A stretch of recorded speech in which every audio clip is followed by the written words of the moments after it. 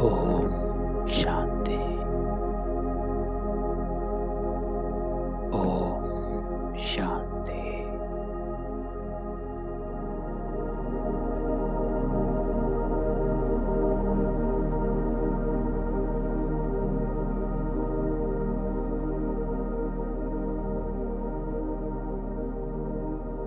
अपने सत्य स्वरूप में अपने आप को देखना है।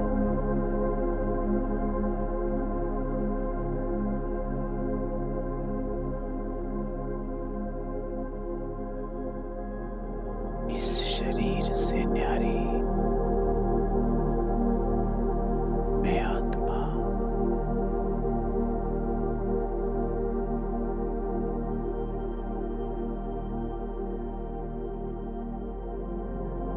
अति सूक्ष्म हूँ। बिंदु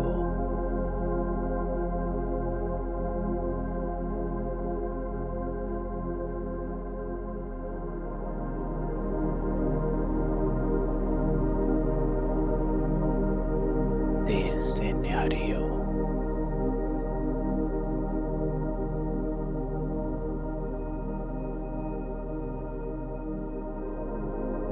पूरे सृष्टि चक्र में चारों युगों में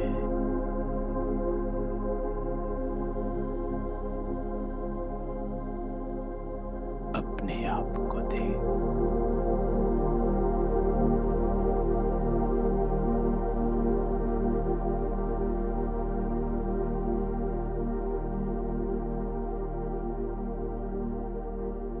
मैं दैवी कुल की आत्मा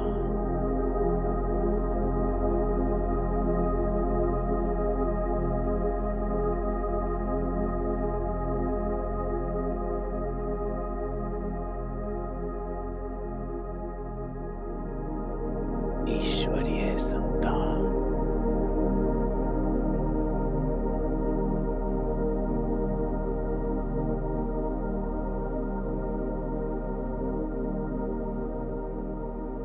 और रूहानी बाबा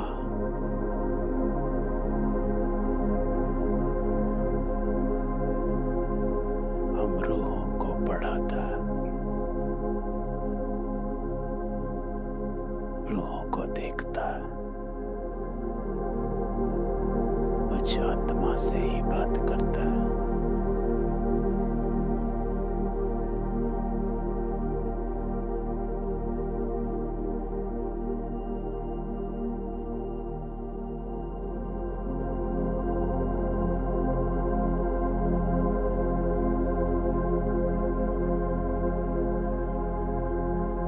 मेरा रूहानी पिता है।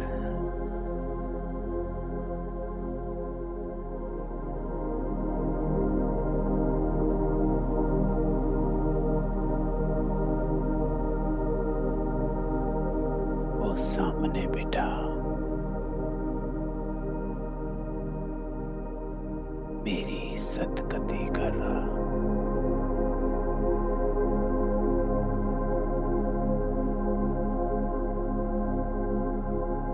तो सारा ध्यान समेत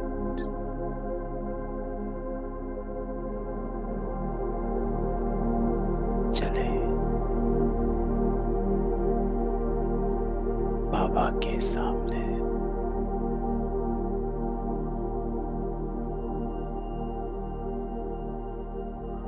सवेरे सवेरे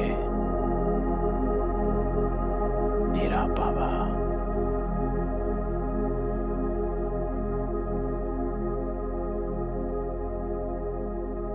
मेरा श्रृंगार करता है। गुणों से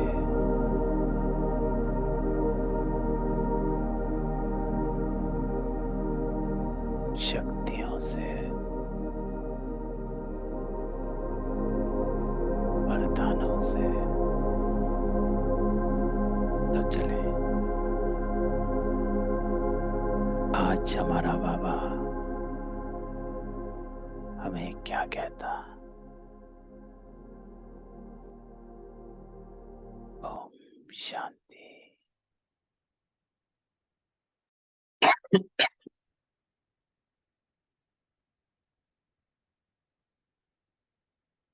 ओम शांति। 6 दिसंबर 2022। बाबा कहता है, मीठे बच्चे, 3 बाप का राज सबको कहानी में सुना। जब तक बेहद बाप को पहचान कर पावन नहीं बने हैं, तब तक वर्षा मिल नहीं सकता। तो बाबा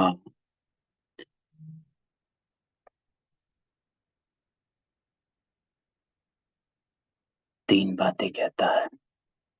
पहला, बाबा कहता है, सबको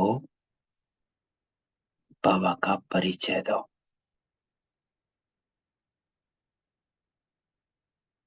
दूसरा, बाबा कहता है,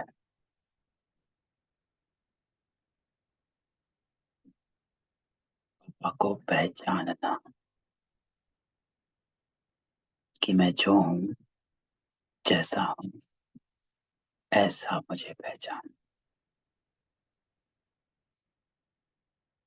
जो हूँ का अर्थ बाबा कहता है, मेरा नाम और रूप। और जैसा हूँ का अर्थ बाबा कहता है कि जो बाबा के गुण हैं, शक्तियां हैं, उसको पहचान।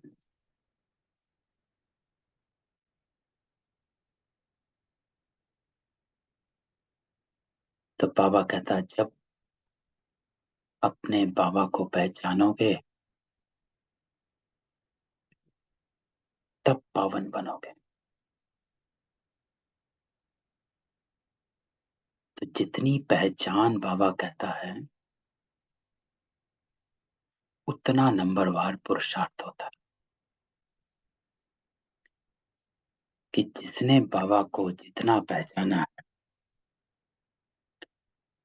उतने ही डिग्री का पुरुषार्थ करता है। और ये तय है। बाबा हमेशा एक बात कहता था कि मुझे पहचानने वाले, साकार में जब ब्रह्मा बाबा थे, कि शिव बाबा को पहचानने वाले अलग अलग कैटेगरीज में आते हैं। एक है पूरे निश्चय जो करते हैं, बाबा ने कही मैंने मानी। वो जो हैं, वो नंबर 1 बन जाते हैं। जैसे मम्मा, पूरा निश्चय, बाबा ने कही है, माननी है। कोई क्यों, क्या, वो सब नहीं।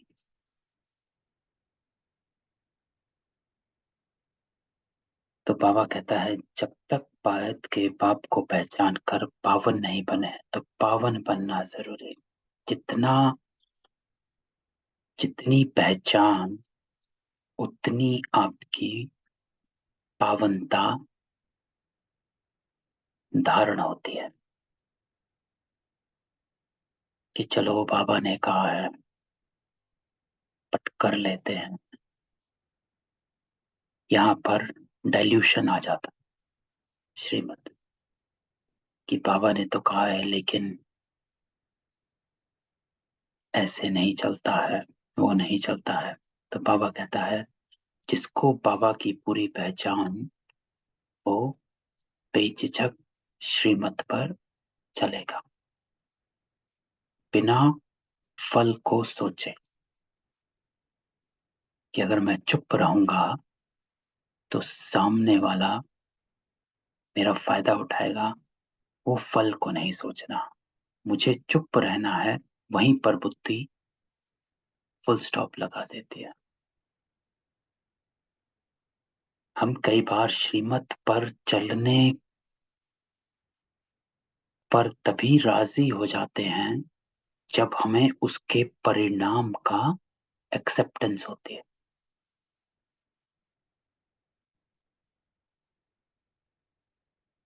तो ये इंपॉर्टेंट है कि हम परिणाम स्वरूप को एक्सेप्ट कर कर फिर श्रीमत एक्सेप्ट करते हैं। और अगर हमें परिणाम में थोड़ी सी भी हलचल नजर आती तो हम श्रीमत को डाइल्यूट कर देते। इतना करना है, ये करना है। तब बहुत सारे हमारे अपने,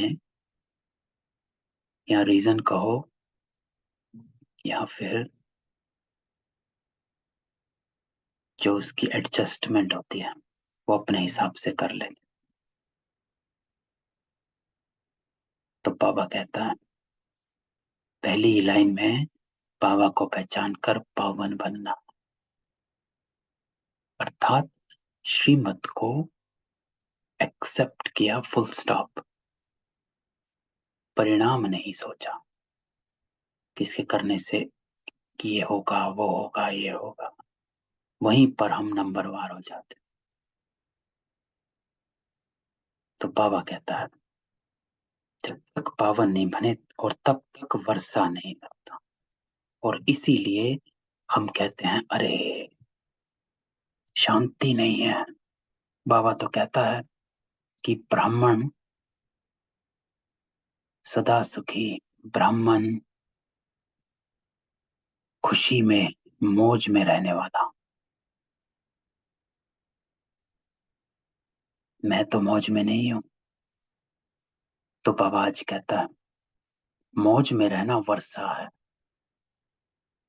खुशी में रहना वर्षा है, आनंद में रहना वर्षा है, शांति में रहना वर्षा है, सुख में रहना वर्षा है, प्रेम में रहना वर्षा है, लाइट रहना वर्षा है। तो तब तक वर्षा मिल नहीं सकता जब तक पावन नहीं बने।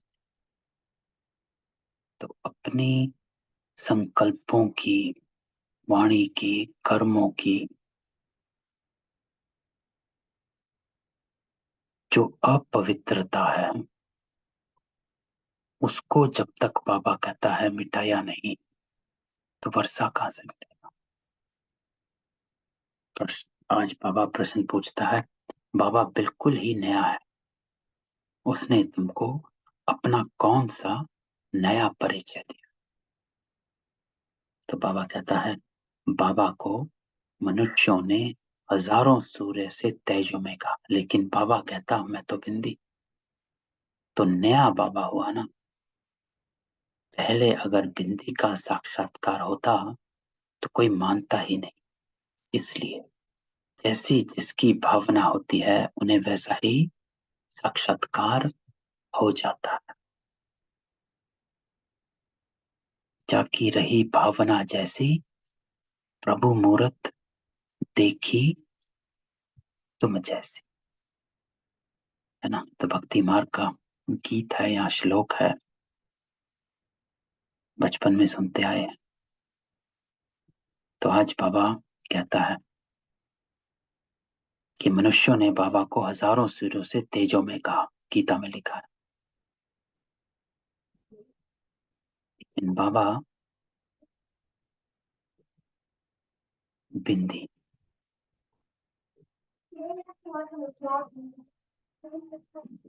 तो पहले बाबा कहते अगर मैं शुरू में बिंदी का साक्षात्कार कराता तो कोई मानता ही नहीं। तो ये बाबा हमेशा बताते थे साकार में कि जैसे जैसे आपकी बुद्धि एक्सेप्ट करना शुरू करेगी, ज्ञान स्पष्ट होता जाएगा। पहले बाबा को अंगुष्ठे मिसान, ओवल शेप्ड का शिव बाबा, पूरे यज्ञ की 14 वर्ष की तपस्या में शिव बाबा को अंगुष्ठे मिसल रूप में ही याद किया गया, ध्यान किया गया, ये योग किया गया। 1952 या 53 में बाबा ने ये बताया कि मैं बिंदी हूं। तो इसलिए बाबा कहता है कि जैसे जैसे आपकी बुद्धि ज्ञान को एक्सेप्ट करना शुरू कर देती है या उसको समझना शुरू कर देती है, वैसे वैसे मैं ज्ञान को रिफाइन करके सुनाता हूं। इसलिए बाबा हमेशा कहते हैं कि करेक्शन होती जाती है ज्ञान। तो गीत ओम नमो शिवाय। ओम शांति। निराकार भगवानुवाच। सिर्फ भगवानुवाच कहने से कृष्ण का नाम याद आ जाता है ना। सारी गीता में भगवानुवाच लिखा हुआ है। तो बाबा कहता है कि भगवानुवाच कहने से कृष्ण का नाम याद आता है। इसीलिए निराकार भगवानुवाच लिखो, क्योंकि आजकल भगवान सब हो पड़े, इसलिए निराकार शिव भगवानुवाच कहते हैं। तो बाबा कहता है सब अपने को भगवान समझ कर बैठे हैं। आजकल कितने भगवान बना दिए। तो इसलिए बाबा कहता है स्पष्ट करो यथार्थ भगवान निराकार, गॉड फादर कहा जाता, निराकार भगवानुवाच। अब बाबा देखो, जैसे ही बाबा निराकार एक शब्द जोड़ लेता है तो कैसे बाबा अपने को सर्व देवताओं से अलग कर देता है। किसके प्रति? निराकार बच्चों रूहों प्रति। तो बाबा हमें भी अब शरीरों से अलग करता है कि बच्चे, मैं जिनको पढ़ा रहा हूं वो ये शरीर नहीं है, निराकार बच्चों को पढ़ा रहा, रूहों प्रति। रूहानी बाबा रूहों को देखता है, रूहों से ही बात करता है। तो बाबा कहता है मैं आपके इन शरीरों को नहीं देख रहा, ना ही इस नाम रूप को देख रहा हूं, मैं तो अपने निराकार बच्चों को देख रहा हूं। उन रूहों को ज्ञान सुना रहा हूं जिन रूहों को मैं जानता हूं, जिन रूहों के साथ मेरा पार्ट है, जो रूहें मुझसे पहले पहले बिछड़ी और मैं पहले पहले उन्हीं रूहों से फिर मिलता हूं। उन्हीं रूहों को मैं फिर से पतित से पावन बनाता हूं। तो बाबा कहता है किसके प्रति है ये भगवानुवाच, किसको सुना रहा है बाबा? आज बाबा कहता है मैं अपने निराकार बच्चों को सुना रहा हूं। तो वो निराकार आज हमें भी निराकार बनाने आया। रूहानी भगवानुवाच व ईश्वरवाच, यह अक्षर शोभता नहीं, निराकार भगवानुवाच शोभता। अब खड़ी खड़ी तो नहीं कहेंगे। अब बाबा कहता है ये बार बार तो मैं एक ही बात नहीं कहूंगा, तो इसको एक बार कहा बुद्धि में समझ।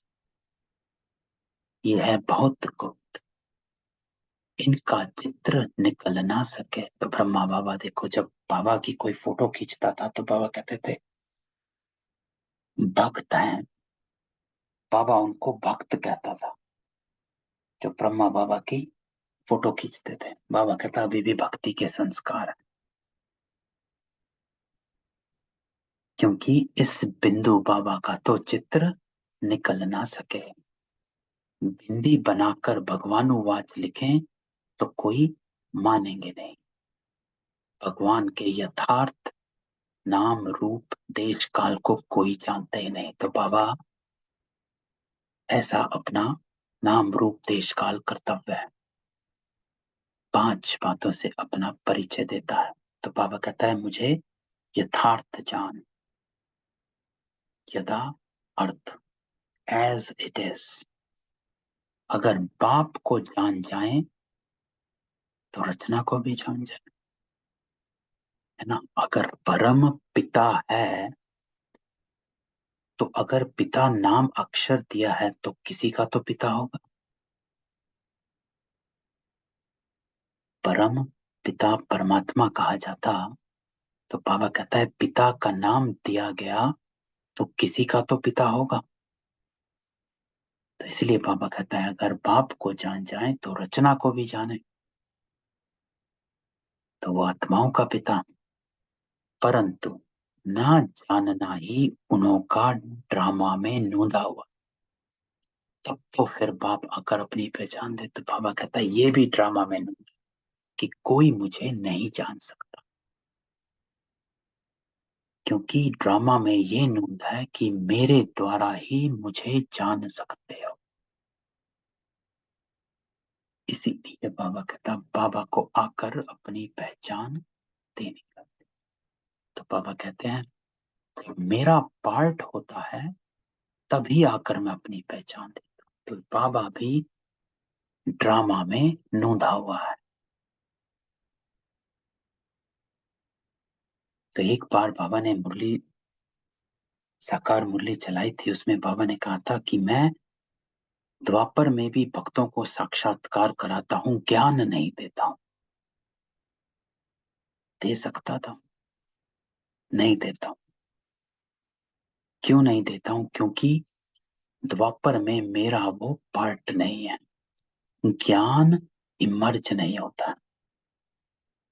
ज्ञान बाबा कहता है इमर्ज होता है मेरा संगम पर ही। तो इसीलिए बाबा को असोचता कहते हैं कि वो सोच कर ज्ञान नहीं देता,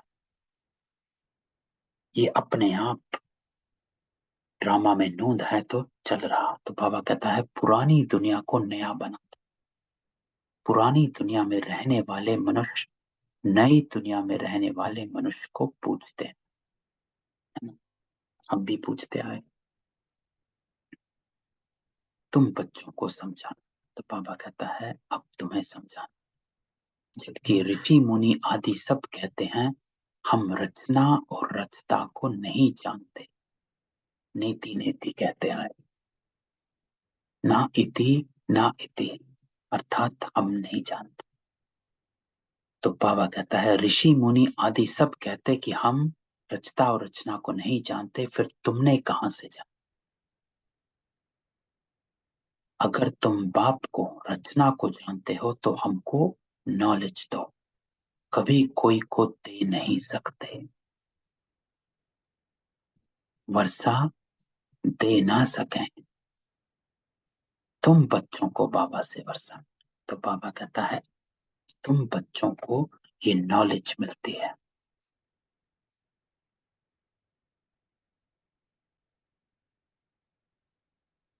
तुम जानते हो, वो ऋषि मुनि ना जानते हैं ना कोई वर्षा दे सकता।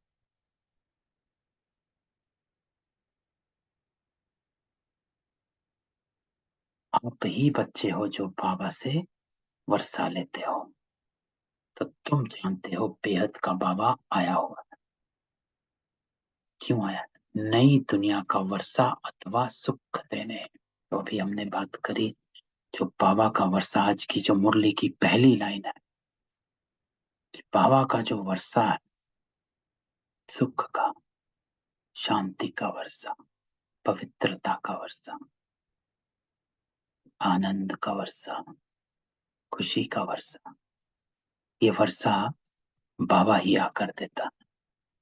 और बाबा कहते हैं जब तक पावन नहीं बने तब तक वर्षा मिल ना सके। तो बाबा कहता है तो जरूर दुख खत्म हो जाए। वे है सुख धाम, यह है दुख धाम। अब इस दुख धाम का विनाश होना। नई दुनिया ही अब पुरानी हुई फिर नई बन जाएगी। नई दुनिया को सतयुग, पुरानी को कलयुग कहा जाता। तो बाबा कहते हैं नई दुनिया में जरूर मनुष्य थोड़े होने चाहिए। क्यों? क्योंकि सतयुग में एक ही धर्म था। इस समय तो अनेक धर्म हैं और दुख भी है। तो पापा कहते हैं सुख से दुख, दुख से फिर सुख होता है, ये खेल बना हुआ है। तो बाबा हमको साकार मुरलियों में, हर साकार मुरली में हमको सृष्टि का चक्र याद दिलाता, हमारा पार्ट याद दिलाता। हे निराकारी बच्चों, आज बाबा कहता है हे रूहानी बच्चों, आप ही सतयुग में आए हो और अब फिर से जाना है। तो बाबा कहता है दुख कौन देते हैं यह किसको पता ही नहीं। रावण को माया कहा जाता, धन को माया नहीं कहा जाता। तो आज तक धन को ही माया कहा गया। तो बाबा कहता है धन को नहीं कहा जाता, रावण को। विकारी मनुष्य जानते हैं कि देवताएं निर्विकारी, परंतु उन्हों को विकारों का नशा चढ़ा, और देवताओं को है निर्विकारी पने का नशा। कल भी बाबा ने यही कहा था कि निर्विकारी तुम्हें अब बनना, तब फिर देवता बनेंगे। देवता बनकर निर्विकारी नहीं बने, निर्विकारी बनकर देवता बने।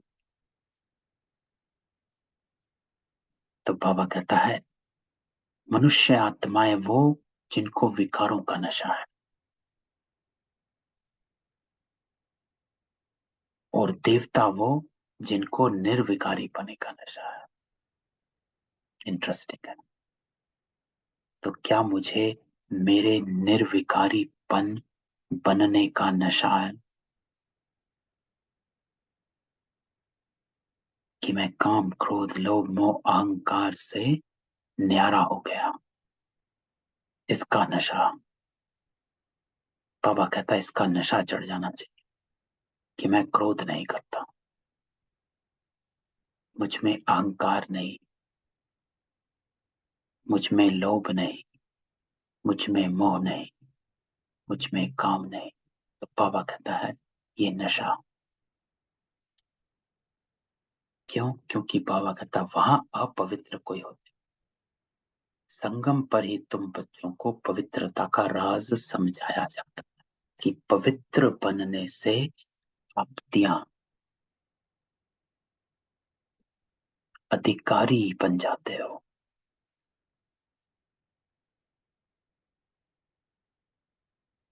तो पवित्रता, प्योरिटी ही रियलिटी है ना? सत्यता, आत्मा पवित्र।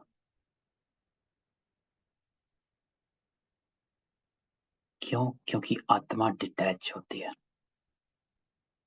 अपवित्रता शरीरों से होती है, लोभ शरीर के कारण, अहंकार शरीर के कारण, मोह शरीर के कारण, क्रोध शरीर के कारण, काम शरीर के कारण। कोई भी अहंकार पकड़ लो, अगर शरीर नहीं है तो उस अहंकार का, उस विकार का कुछ नहीं रह जाता। तो इसलिए बाबा कहता है पवित्रता का राज समझाया जाता है कि अपने ओरिजिनल स्वरूप में, निज स्वरूप में आ जाना है। तो बाबा कहता है तुमको फिर औरों को समझा। बाबा तो सारी दुनिया को बैठ समझाएगा नहीं, बच्चों को ही समझाना, परंतु समझाने की बड़ी युक्ति चाहिए। तो बाबा कहता है सबको बताओ कि भारत जो स्वर्ग नई दुनिया थी वह अब पुरानी हो गई। रचयिता तो बाबा ही है। वह खुद कहते हैं मैं ब्रह्मा द्वारा नई दुनिया की स्थापना करता हूँ, बच्चों को अडॉप्ट करता हूँ। ब्रह्मा का नाम ही प्रजापिता है। तो बाबा हमेशा बताते हैं कि ये जो ब्रह्मा जिसमें मैं प्रवेश करता हूँ, जो साकार में है, वो प्रजापिता है, अर्थात इस सृष्टि का पिता। तो जरूर इतने बच्चों को अडॉप्ट ही करेंगे, जैसे सन्यासी फॉलोअर्स को अडॉप्ट करते हैं, पुरुष स्त्री को अडॉप्ट करते हैं कि तुम मेरी हो। यहां भी तुम कहते हो शिव बाबा मैं आपका। घर बैठे भी बहुतों को टच हो जाता है। फिर क्या कहते हैं कि भल बाबा हमने आपको देखा नहीं क्योंकि बंधन में हूं, आ नहीं सकती, परंतु मैं हूं आपकी। तो बाबा कहता है आप में से भी ऐसी आत्माएं हैं जो अब तक बाबा से या मधुबन आई नहीं, मिले नहीं, लेकिन फिर भी मैं, बाबा कहता है, आप बहुतों को टच करता हूं कि बिना मिले बिना देखे आप कहते हो मैं आपकी। तो पवित्र तो जरूर बनना पड़े। बिना पवित्र बने बाबा के करीब आ ना सके, बन ना सके, अनुभव नहीं कर सकते। तो बाबा कहता है पतित मुक्ति जीवन मुक्ति में जा नहीं सकते, पतित पुता पुकारते आओ आकर पावन बनाओ। दूसरा पैरा तो बाबा कहता है तुम बच्चों को समझाना चाहिए कि भारत स्वर्ग था, ये लक्ष्मी नारायण स्वर्ग के मालिक, जरूर डायनेस्टी चली होगी, नई दुनिया में नया राज्य, अब वह नहीं, और अनेक धर्म हैं, देवता धर्म नहीं। तो बाबा कहता है ये पुरानी दुनिया कब तक चलेगी। वो सत्युग को लाखों वर्ष कह देते, महाभारी लड़ाई का भी गायन, बीच में थोड़ी किटपिट हुई थी तो कहते थे महाभारत लड़ाई का समय। यादवों की लड़ाई भी दिखाते हैं कि मुसलों द्वारा अपना विनाश किया।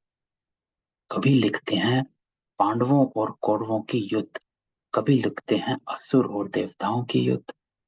आसुरी दुनिया के बाद फौरन देवी दुनिया है, वह पतित यह पावन। पावन देवता कैसे लड़ते, वे हैं सतयुग में। तो बाबा क्लैरिफाई करता है कि ये लड़ाई असुर और देवताओं के बीच कहां से हो सकती।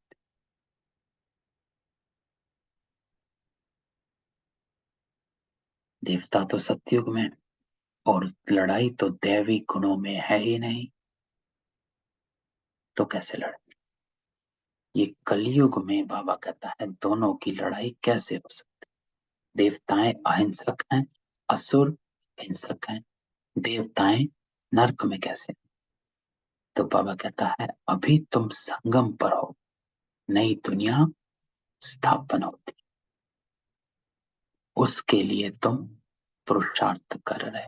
जो कल भी बाबा ने कहा था सैपलिंग लगा, इस संगम पर बाबा हमारी सैपलिंग लगा, जिससे हमें फूल बनना। तो बाबा कहता है दो बाप का राज भी कहानी में से समझाना चाहिए। सतयुग में है एक बाप, बेहद के बाप को याद करते ही नहीं क्योंकि सुखता में। द्वापर में दो लौकिक बाप होते भी पारलौकिक बाप को याद करते। आत्मा ही अपने बाप को याद करती है क्योंकि आत्मा ही दुख सहन करती है। तो बाबा कहता है द्वापर से दुख की दुनिया शुरू होती है, तो अपने पिता को याद करना शुरू करते हैं क्योंकि आत्मा दुखी है। तो पुण्य आत्मा पाप आत्मा, आत्मा ही सुनती है, संस्कार आत्मा में। तो बाबा कहता है ये सब तेरे जो कर्म होते हैं सब आत्मा कर रही, ये आत्मा ही इन कानों द्वारा सुन रही है और ये आत्मा ही इस मुख द्वारा बोल रही है। तो बाबा कहता है जिनमें दैवी संस्कार नहीं है वह देवी संस्कार वालों का गायन करते। गाया भी जाता, आप ही पूज्य आप ही पुजारी। पुजारी बनते हैं तो गाते हैं, मुझे निर्गुण हारे में अब गुण नाही, उनमें गुण है हमारे में नहीं। पूज्य सो पुजारी बन जाते हैं। तो बाबा यही कहता है कि भक्ति मार्ग में गायन ही होता है। किनका? दैवी संस्कार वालों का।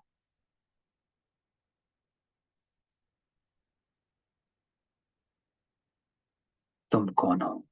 तो बाबा कहता है तुम ही पूज्य सो देवता थे, फिर तुम ही पुजारी बने हो। 84 जन्म लिए, आधा कल्प पूज्य, आधा कल्प पुजारी बने। तो हिसाब समझाना पड़े। देवता क्षत्रिय, पूज्य वैश्य शूद्र पुजारी। तो इन वर्णों में आपका पार्ट छिपा हुआ है। तो बाबा कहता है इस समय हम ब्राह्मण,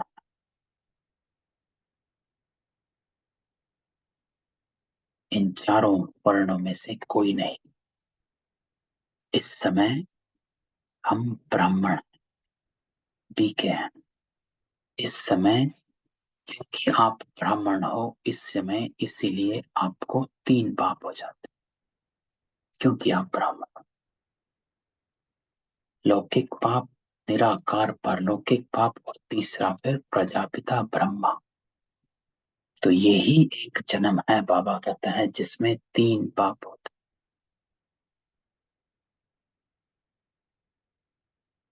जिस द्वारा हम ब्राह्मणों को पढ़ाते हैं। प्रजापिता नाम तो सुना है ना, ब्रह्मा द्वारा रचते हैं। तुम भी ब्राह्मण हो, तुम भी पाप को याद करो। बाबा कहते मैं आया हूं तुमको वापस ले जा। तो बाबा यहाँ पर हमको हमारा धर्म याद दिलाता हूं। कहता है कि तुम ब्राह्मण बन गए। ब्राह्मण बनना अर्थात मुख वंशावली संतान बन जाते हो। और जैसे ही आप मुख वंशावली संतान बन जाते हो तो बाबा कहता है पाप को याद करो, मैं आया तुमको वापस ले जाने। निराकार बाप आत्माओं से बात करते हैं। तो इस महावाक्य को फील करना है कि निराकार परमात्मा मुझ आत्मा से बात कर रहा। हे निराकार आत्माओं, हे रूहों। तो बाबा कहता तुम कहते भी हो हम एक शरीर छोड़ दूसरा लेते हैं, शरीर का नाम रूप बदल जाता है, आत्मा तो एक ही है। इसलिए बाबा कहता है मैं सिर्फ आत्माओं से बात करता हूं, क्योंकि वो एक ही है। आपका तो ये शरीर कल दूसरा भी हो सकता है। आज आपने छोड़ा शरीर, कल दूसरा ले लेंगे।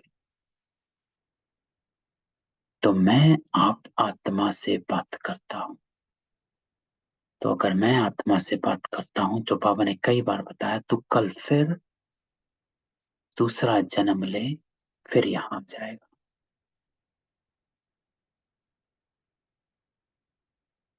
तो बाप का नाम भी एक ही शिव है। उनको शरीर तो है नहीं, ये पॉइंट भी नोट करनी चाहिए। फिर जैसा आदमी वैसा ही समझाना। हम भी के दादे से वर्षा ले रहे, वही राजयोग और ज्ञान की नॉलेज देते। मनुष्य से देवता बनना, यह भी नॉलेज है। नॉलेज मिलती संगम पर, जिससे फिर नई दुनिया में वर्षा पाते हैं। तो बाबा कहते हैं कि हम बाबा से वर्षा ले।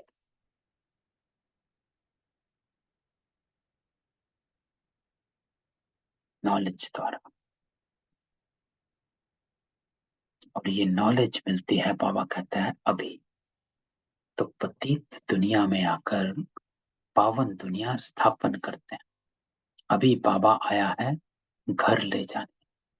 तो ड्रामा अनुसार सबको घर जाना। फिर पहले सूर्यवंशी, फिर चंद्रवंशी, फिर वैश्य शूद्रवंशी बन जाते हैं। तो बाबा यही कहता है कि पहले पहले जाओगे और फिर पहले पहले आओगे। वह है निराकार आत्माओं का झाड़, यह है साकारी मनुष्यों का झाड़। ब्राह्मण, देवता, क्षत्रिय, वैश्य, शूद्र, इसमें सारा विराट रूप आ जाता है। तो विराट रूप बाबा ने इस विराट रूप के चित्र में ब्राह्मण को डाला। तो बाबा कहते हैं भक्ति रूप, भक्ति मार्ग के विराट रूप में ब्राह्मण को गुम कर दिया। लेकिन यही स्पष्टता आकर बाबा देता है कि विराट रूप में सब आ जाता। ब्राह्मण पांचों वर्ण ब्राह्मण वृत्ति को पाते रहते।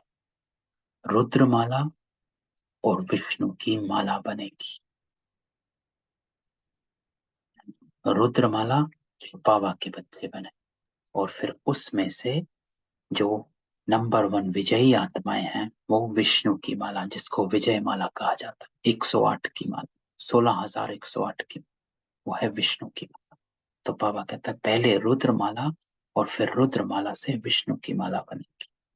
ब्रह्मा की माला नहीं कह सकते, क्योंकि ब्राह्मण जो है वो बदलते रहते, इसलिए रुद्रमाला पूजी जाती।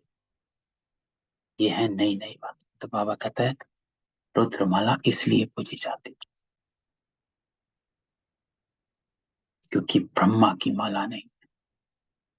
ये बातें कोई की बुद्धि में जरा भी नहीं। तो बाबा कहता है ये बातें समझने में भी और बुद्धि में धारण करने में ईश्वरीय बुद्धि चाहिए, जिसको बाबा थोड़े दिन पहले बाबा ने साकार मुरली में कहा था कि ईश्वरीय बुद्धि से सुनोगे तो ज्ञान ठहर जाएगा, आसुरी बुद्धि से सुनोगे तो कुछ पल्ले।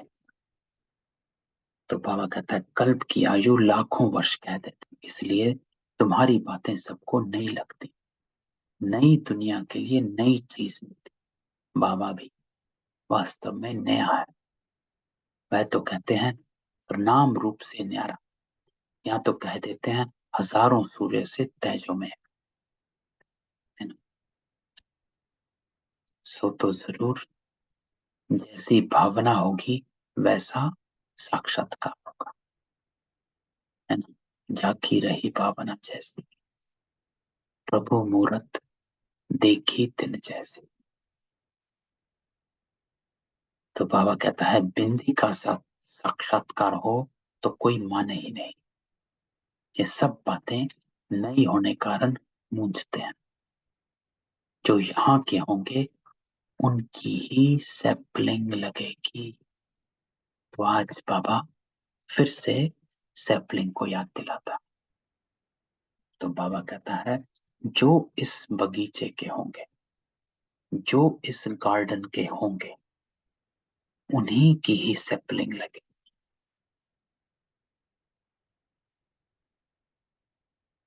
और वो सैपलिंग फूल बनेगी तो सत्युग में पहुंच जाएगी। जिसे बाबा कहता है फूलों का गार्डन ऑफ अल्लाह, फूलों का बगीचा, बहिश्त। तो बाबा कहता है तुम बच्चों ने अब अच्छी तरह समझा है, तो पारलौकिक बाप के लिए भी समझाना। तुम आधा कल्प से उनको याद करते आए, सुख देने वाले को ही याद किया जाता। रावण सबका दुश्मन, तब तो उनको जलाते हैं। पूछो रावण को जलाते कितना समय हुआ, बोलेंगे अनादि। उन्हों को यह मालूम ही नहीं रावण कब से आता। सतयुग में तो रावण होता नहीं। भारत का सबसे पुराना दुश्मन रावण, रूह को पतित बनाने वाला रावण। तो बाबा कहता है आत्मा का दुश्मन कौन? रावण। आत्मा के साथ शरीर भी है, तो दोनों का दुश्मन कौन हो गया? रावण। तो बाबा पूछता है रावण में आत्मा है? रावण क्या चीज है? बस विकार है। ऐसे नहीं कि रावण में भी आत्मा। तो बाबा कहता है रावण कोई मनुष्य नहीं है, विकारों को रावण कहा जाता है। रावण 5 विकारों को कहा जाता है और आत्मा में ही 5 विकार है जिसका पुतला बनाते हैं। बाबा कहता है आत्मा आप ही अपना मित्र और आप ही अपना शत्रु। तो तुम जानते हो अभी है दुख, फिर सुख में जाना, तो जरूर पाप आकर ले जाए। तो देखो कैसे जो बाबा समझाता है कि आत्मा में ही 5 विकार है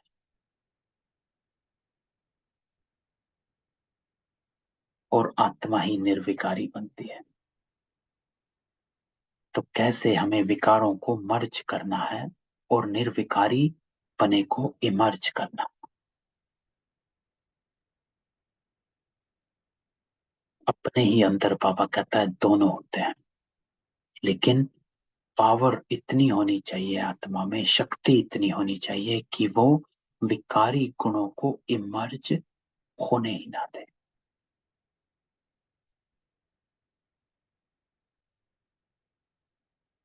नेचुरल निर्विकारीपन हो जाए।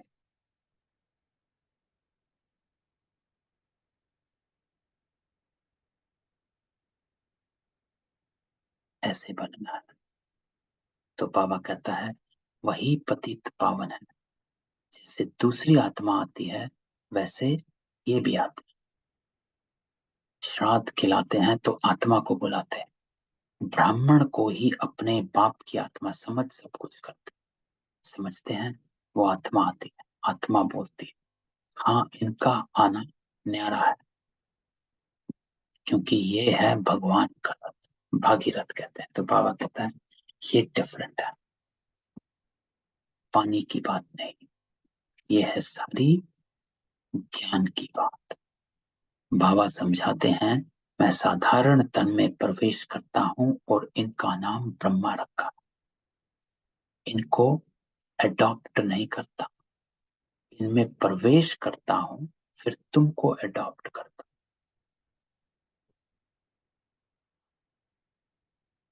तो आज बाबा कहता है क्योंकि ब्रह्मा को बाबा क्या कहते हैं कि मैं इनके थ्रू आपको अडॉप्ट करता हूं। तो ब्रह्मा को बाबा कहते हैं कि मैं ब्रह्मा को अपनी पत्नी, जैसे बाबा कहते हैं कि मैं इनको अपनी पत्नी बनाता हूं।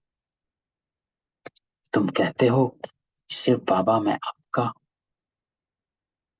तुम्हारा बुद्धि योग ऊपर चला जाता, क्योंकि बाबा खुद कहते हैं मुझे याद करो तो तुम्हारे विक्रम विनाश होंगे। तो बुद्धि योग ऊपर चले जाना अर्थात आपकी जो गुण है वो परम धाम के जो गुण होते हैं वो इमर्ज होने, बुद्धि योग ऊपर चले जाना।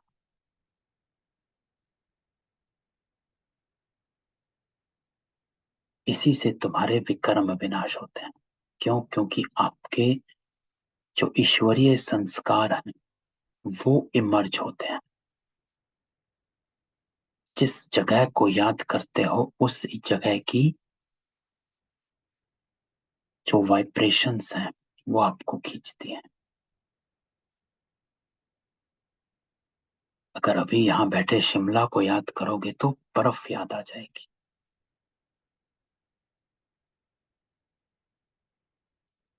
गोवा को याद करोगे तो बीच याद आ जाएगा। तो बाबा कहता है परम धाम को याद करते हो तो परम धाम के जो आत्मा के जो गुण है वो इमर्ज हो जाने चाहिए। और जब वो इमर्ज होते हैं तब तुम्हारे विक्रम विनाश होते हैं। कैसे? क्योंकि वो तुम्हारे जो अनादि संस्कारों को इमर्ज करता है। तो मैं विकर्मी हूं, इसका प्रत्यक्ष स्वरूप होता है मेरे कर्म विकर्मी चल रहे। अगर मेरे कर्म श्रेष्ठ चल रहे हैं तो मैं विकर्मी नहीं। तो बाबा कहता है, तो तेरा जब बुद्धि योग ऊपर लगा रहता है तो तेरे संस्कार इमर्ज रहते हैं, तो तेरे कर्म जो हैं वो श्रेष्ठ बन जाते हैं। और जब तेरे कर्म श्रेष्ठ होते हैं तो तेरे विकर्म विनाश हो जाते हैं। तो ये प्रोसेस चलता है। तो बाबा कहता है इस यात्रा पर रहो। कौन सी यात्रा पर? परम धाम की यात्रा पर। इसको इमर्ज रखना। तो बाबा तो हमेशा ये भी कहता है कि स्थूल यात्रा पर भी जाते हैं तो भी पवित्र रहते हैं। ये तो रूहानी यात्रा।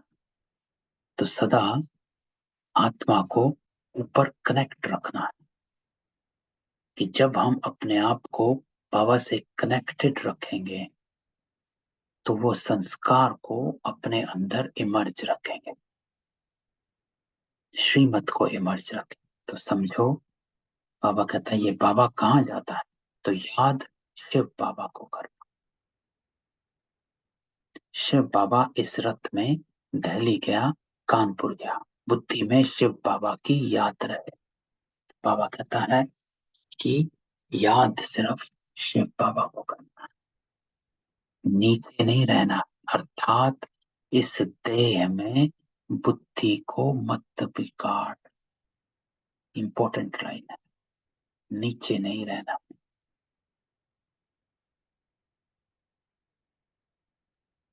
देह के संस्कारों में नहीं रहना, देह की आदतों में नहीं रहना। बुद्धि ऊपर रहे। ये आज की अंडरलाइन करने वाली, डबल अंडरलाइन करने वाली बाबा की श्रीमत है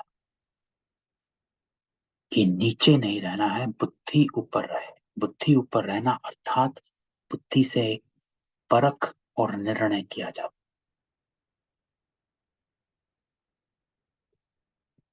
तो मेरी परख और मेरा निर्णय वो हो जो ईश्वरीय संस्कारों, ईश्वरीय नियम, ईश्वरीय गुणों के अर्थ हो। उसको कहा जाता बुद्धि ऊपर रहे।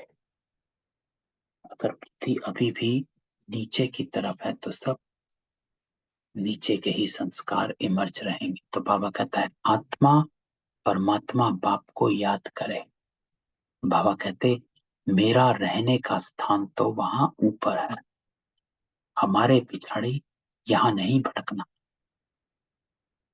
तो ये बाबा इंपॉर्टेंट लाइन बोलता है, तुम मुझे भी वहां याद करो। बाबा हमेशा ये योग का एक मूल सिद्धांत है, एक नियम है जो बाबा ने बताया। कल भी किरित भाई आपने योग की बात करी थी। तो बाबा के मूल सिद्धांत, मूल नियम है। और बाबा कहता है मेरे द्वारा ही मुझको मिल सकते हो। तो ये जो लाइन बाबा कहता है ना कि तुम मुझे भी वहां याद करो, तो बाबा हमेशा कहता है कि मुझे यहां नहीं याद करना।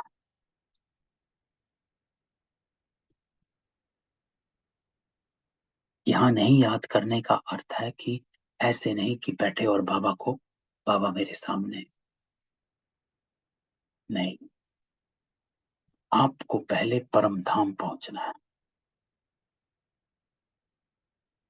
इसीलिए जितने भी हम योग करते हैं या जितने भी हमने योग करवाए हैं आज तक, हर योग में आपने देखा होगा कि हम परम धाम पहुंचकर फिर बाबा का आह्वान करते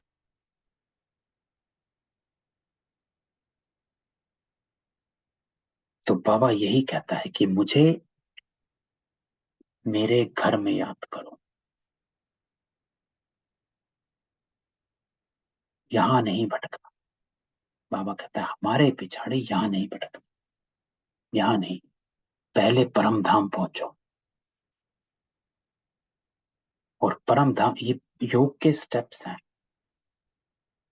हम इसकी क्लास करी है कई बार, फिर कर सकते हैं कि योग के 3 स्टेप्स होते हैं। पहला स्टेप फाउंडेशन, आत्मिक स्थिति, अपना आसन। दूसरा स्टेप परम धाम जाना। तीसरा स्टेप है बाबा को याद करना और बाबा से भी मिलने के 3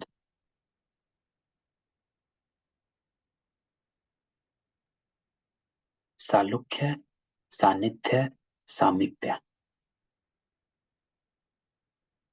ये 3 विधि से बाबा मिलता है और हम 3 विधि से बाबा को मिलते हैं।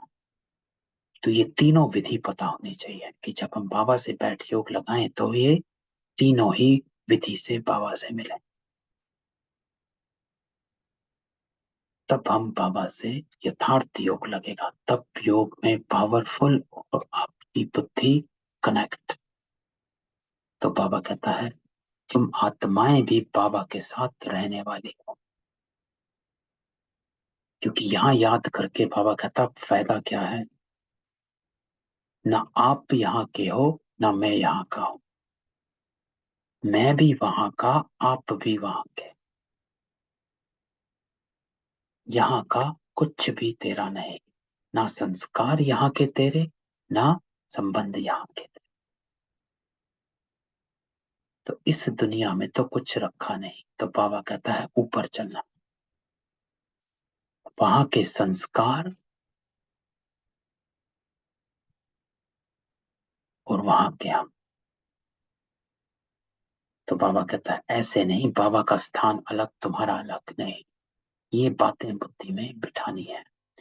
एक एक को अलग, जैसे तुम कराची में समझाते थे वैसे अच्छा रहता है ना। तो कराची में लोग आते थे तो खूब बड़े बड़े 4-5 बंगले बाबा ने लिए हुए थे। तो बाहर बड़े बड़े गार्डन होते थे।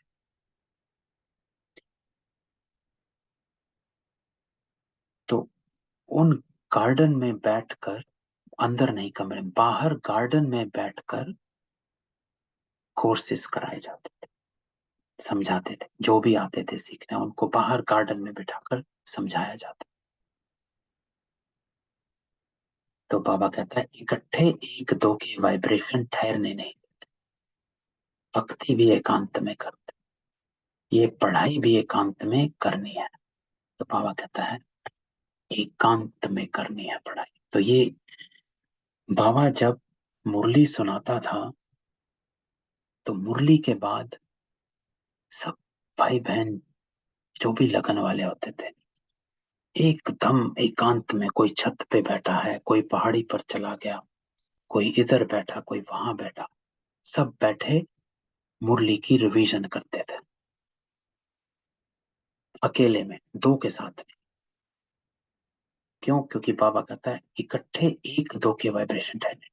तो बाबा कहता है पहले बाप का परिचय देना, बाप पतित पावन है, उन द्वारा हम पावन बन रहे हैं। तो अंतिम पैरा, तो बाबा कहता है क्या करना बच्चे, ये अंतिम जन्म पावन बनेंगे तो विश्व के मालिक बनेंगे। इतनी बड़ी कमाई। बाबा कहते हैं धंधा आदि भल करो, बस मुझे याद करो, पावन बनो, तो योग बल से तुम्हारी खाद निकल जाएगी ना। कल भी बाबा ने यही कहा था कि तमो प्रधान से सतो प्रधान बन रहे हो योग बल से। आज भी बाबा कहता है कि सब कुछ करो, मुझे याद करो, मुझे याद करो, अर्थात मेरी श्रीमत को सदा इमर्ज रूप में रखो। सिर्फ बाबा बाबा कहने से पावन नहीं बनते, खाद नहीं निकलती। विकारीपन खत्म नहीं होता, पुराने संस्कार, पुरानी आदतें नहीं जाती। तो मुझे याद करो, अर्थात मेरी श्रीमत को इमर्ज रखो। टिप्स पे होनी चाहिए कि इस चीज पर बाबा की श्रीमत क्या कहती है। अब बाबा की श्रीमत क्या कहती है? तो बाबा कहता है, ऐसे करोगे तो तुम सतो प्रधान बन जाएंगे, एक रस कर्मातीत अवस्था बन जाएगी। इसको कर्मातीत अवस्था कहते हैं, कर्म के फल से अतीत। अर्थात मेरी श्रीमत ये समझकर नहीं चल रहा हूं कि उसका रिजल्ट क्या होगा। श्रीमत है तो चल रहा हूं बस। इसको कहते हैं कर्मातीत अवस्था। और नेक्स्ट लाइन जो बाबा ने बोली है कि बुद्धि में ज्ञान का सिमरण करते रहो। तो इसीलिए बुद्धि में ज्ञान ठहर लाना है। जितना हमारे को ज्ञान याद रहता है या बुद्धि में ठहरता है, उतनी हमारी अवस्था जो है अचल अडोल रहती है। तो सारे दिन में यही प्रैक्टिस करनी है कि कोई भी इधर उधर का किचड़ा, इधर उधर का देखना, सुनना, पढ़ना, फोन, ये वो सब जगह से बुद्धि डिटैच रहे। अगर हम इधर उधर घुस जाते हैं, थोड़ा फोन देख लिया, थोड़ा टीवी देखा, यूट्यूब देखे, थोड़ा इधर उधर बात करी, कुछ पढ़ लिया, यहाँ वहां बुद्धि गई, तो बस ज्ञान एकदम निकल जाता। तो बाबा कहता है ज्ञान ठहरा हुआ रखना है। जितना ज्ञान ठहरा रहेगा उतना तेरा योग भी पक्का लगता है। ये हमारा अनुभव है कि जब से हमने बाबा की ये बात मानी, जो हमने अपने चार्ट से शुरू किया था कि सब कुछ, क्योंकि पहले जब ज्ञान में नहीं थे तो सब कुछ टीवी शीवी, फोन वोन, घूमना फिरना, फोन पर बातें, सब सारा कुछ, जितना भी विकारीपन था सारा का सारा भरा हुआ था। और शुरू में ज्ञान में आए तो ज्ञान को ठहराना मुश्किल लगता था। सुबह की मुरली 2 घंटे में गायब। तब बाबा की बात मानी कि भाई ये सब बंद करना पड़ेगा।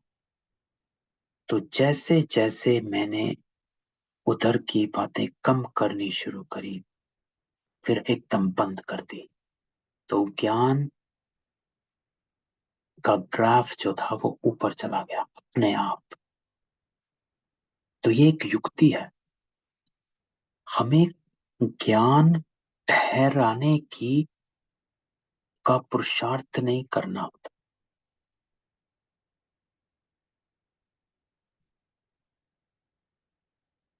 किचड़े को कम करो, समाप्त करो, ज्ञान अपने आप ठहरना शुरू कर देगा। तो बाबा कहता है मित्र संबंधियों को भी यही समझाते रहो। कल्प पहले भी तुमको ऐसे समझाया था, कोई नई बात। कल्प कल्प बाबा आकर हमको समझाते, हम फिर नई दुनिया को। तो भारत बराबर स्वर्ग था, फिर बनेगा, ये चक्र फिरता रहता।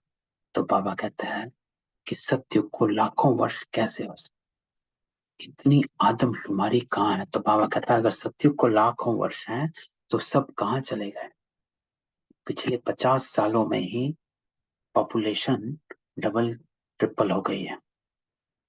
1947-46 में 350, 400, 500 करोड़ थी, आज 850 करोड़ है। तो बाबा कहता है अगर लाखों वर्ष थे तो कहाँ गए, फिर तो अनगिनत हो जाते। तब बाबा समझाता है कि भाई 4 युग हैं और हर एक युग की आयु 1250 वर्ष है। बस जैसे तुमने समझा वैसे समझाते रहे, झाड़ की वृद्धि होती रहेगी। कभी ग्रहचारी बैठती है, फिर उतरती जाती। बाबा कहते हैं समझाना बहुत सहज, अलफ और बे, मूल बात है याद की यात्रा। हमेशा अपनी बुद्धि को इस यात्रा में रखो। मेहनत भी है, कल्प के बाद यह याद का धंधा मिलता है, परंतु है कब? ये मुश्किल सब्जेक्ट है। तो बाबा कहता है कि याद ही मुश्किल सब्जेक्ट है। क्यों? क्योंकि बुद्धि यहाँ वहां ले जाती है। क्योंकि बहुत लफड़े हैं, जो बाबा कई बार शब्द यूज करता है। जितने ज्यादा लफड़े होंगे उतनी बुद्धि अटकी रहेगी। तो बाबा हमेशा कहता है अपने लफड़ों को कम करो, फैलाओ नहीं। सार में अगर रहना है तो अपने जीवन को भी सार में लेकर आओ। अर्थात व्यर्थ और जो विस्तार फैली हुई चीजें हैं उसको कम करना शुरू कर दो।